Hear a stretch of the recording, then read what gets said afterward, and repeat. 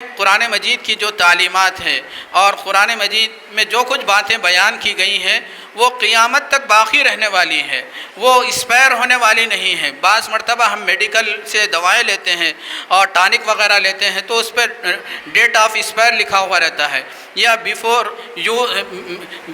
6 month use before 6 month, اس طرح کچھ چیزیں لکھی ہوئی ہوتی ہیں۔ تو ایسے موقع پر وہ دنیا کی جو چیزیں ہیں آپ اس کو ایک مدت تک استعمال کر سکتے ہیں اور اس کے بعد ایکسپائر ہو جاتی ہیں، لیکن قرآن مجید کی جو تعلیمات ہیں وہ ہمیشہ باقی رہنے والی ہیں اور وہ ہمیشہ اس پر ایمان رکھنا ضروری ہے۔ یہ بات آپ حضرات کے سامنے اس لیے کہی جا رہی ہے کہ آج ہمارے معاشرے میں بعض لوگ ہیں، وہ لوگ یہ کہتے ہیں کہ قرآن مجید 1400 سال پہلے نازل کیا گیا، 1400 سال پہلے دنیا کے حالات الگ تھے، دنیا کے ماحول الگ تھا، اس وقت کے حساب سے وہ تعلیمات دی گئی ہیں، آج ہم ان تعلیمات کو قبول نہیں کر سکتے۔ میرے بھائیوں، بزرگوں اور دوستوں، جو تعلیم 1400 سال پہلے دی گئی تھی اور جو حکم 1400 سال پہلے دیا گیا تھا وہ حکم قیامت تک باقی رہنے والا ہے، قیامت تک اس پر عمل کرنا ہے اور اس پر ایمان رکھنا ہے۔ جیسے مثال کے طور پر شراب حرام ہے، قرآن مجید میں شراب کو حرام قرار دیا گیا۔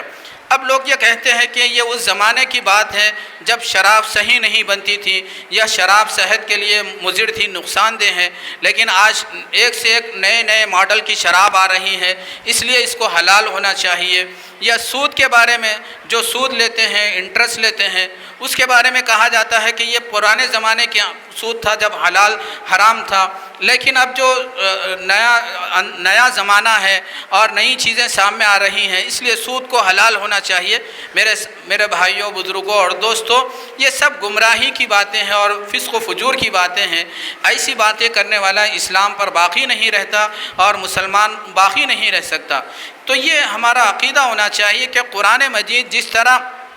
1400 سال پہلے حجت تھا، آج بھی ہمارے لیے حجت ہے اور قیامت تک کے لیے حجت رہے گا۔ 1400 سال پہلے جس پر اس طرح قرآن مجید کے احکام پر عمل کرنا اور اس پر ایمان رکھنا ضروری تھا، اسی طرح آج بھی اور قیامت تک قرآن مجید کے احکام پر اور اس کی تعلیمات پر ایمان رکھنا ہمارے لیے ضروری ہے۔ جمال الوجود بذكر الإله